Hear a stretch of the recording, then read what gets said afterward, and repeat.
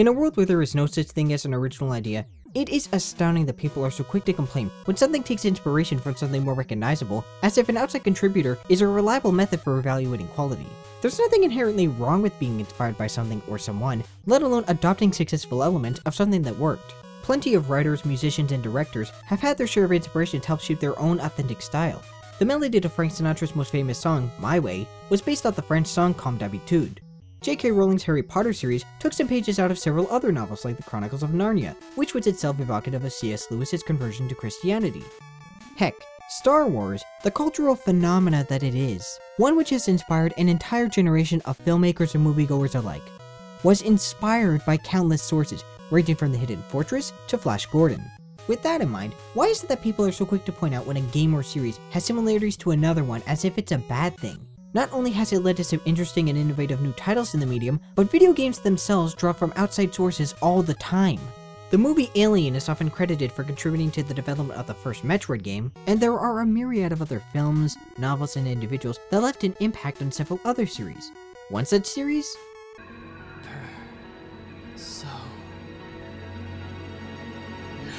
Created in 1996 on the original PlayStation, the Megami Tensei spin-off series known as Persona drew its influence from Jungian psychology and H.P. Lovecraft, becoming one of the most popular JRPG series ever, surpassing the main Megami Tensei line with greater critical and commercial success than each preceding entry.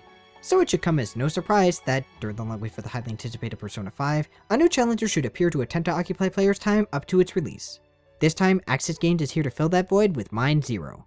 A collaboration between ZeroDiv and Acquire, this PlayStation Vita exclusive is a strange Persona-esque RPG with even stranger ideas. Is Mind Zero a title you'll want to keep your mind open to?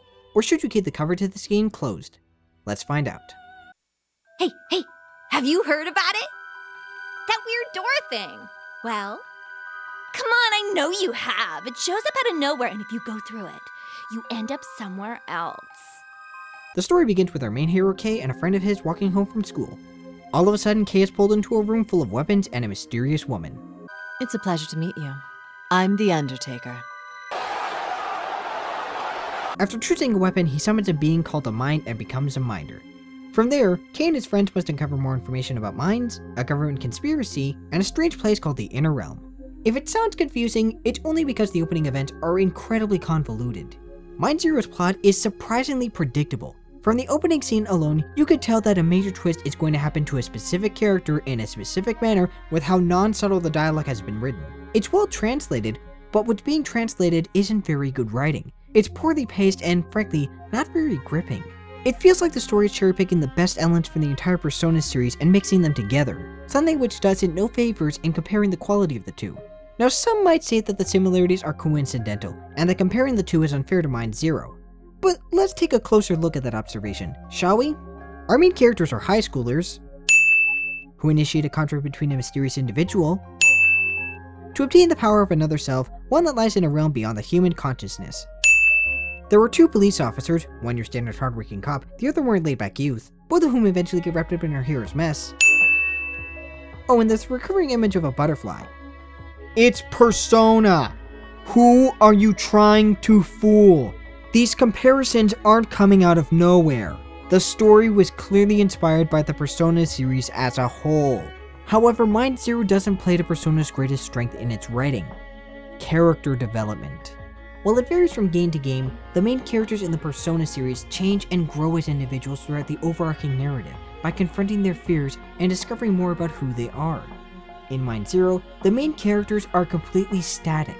They never change, they never evolve, and they often come across as cliché or irritating in spite of some solid voice performances. There are some side quests that do attempt to add some depth to them and their relationships with each other, some of which are actually quite amusing, but these sections don't contribute to the main narrative.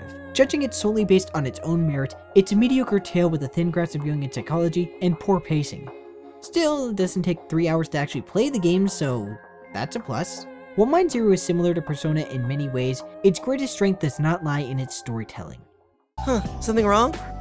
Oh, do you want pork buns? Is that it? I want you to shut up! When I say Mind Zero is like Persona, I'm specifically referring to the original 1997 classic, Revelations Persona.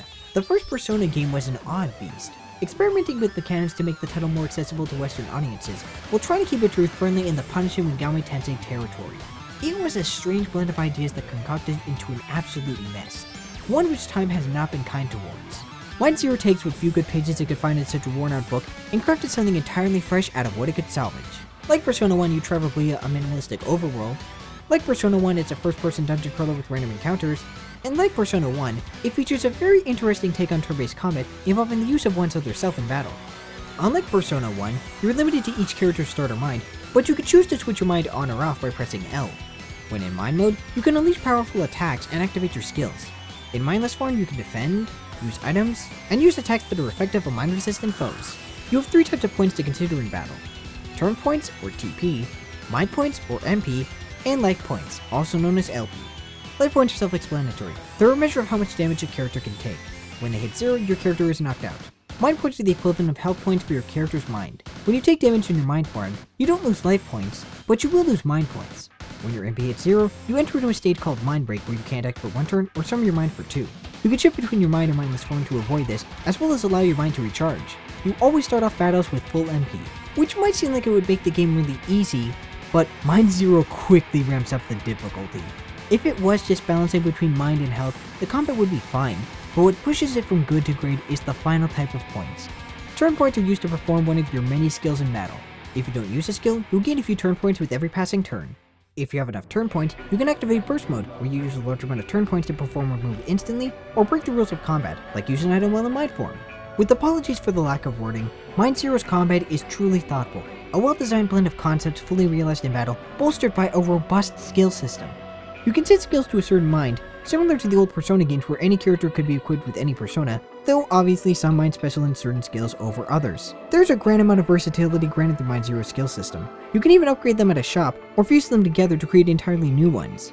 You do have a limited amount of slots for skills, so make sure you fit them with the right skills for each character, because Mind Zero is a thoroughly rough romp in dungeons. Part of the challenge stems from the usage of your turn points and swapping between mind and mindless forms, but another portion comes from the fact that every attacking skill costs you precious life points. It isn't too much of a problem, but it does encourage you to make sure you're stocked up on supplies before venturing into any dungeons. In between mind slaying, you can take on side quests, but they're one of the weakest aspects of Mind Zero. Most of them boil down to fetch quests or killing a certain number of minds. It's also a little tedious as you can only take on 1 job at a time from the same person, but you're probably not going to be finding your playtime spent very long in these parts. Most of Mind Zero's problems come from minor annoyances, like the forced use of the Vita screen to progress in dungeons. The load times can be ridiculously long for a game that doesn't justify the length of time you'll have to wait.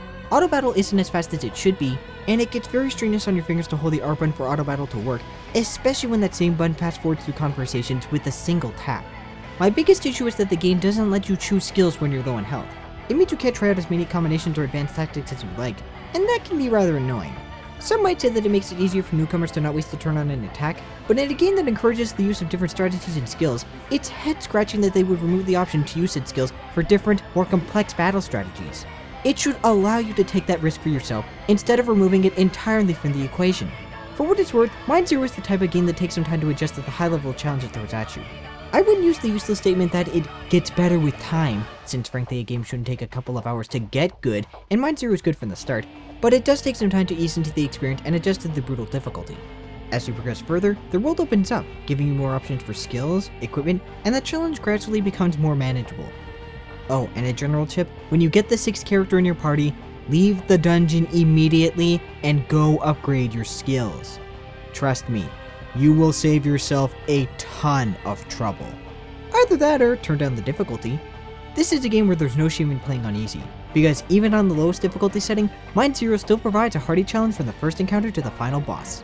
But regardless of what level of punishment you choose, Mind Zero is a gratifying adventure, taking upwards of 40 hours to beat, even more if you choose to go through every side quest. It's the best dungeon crawler I've played yet, and one of the better titles on the Vita.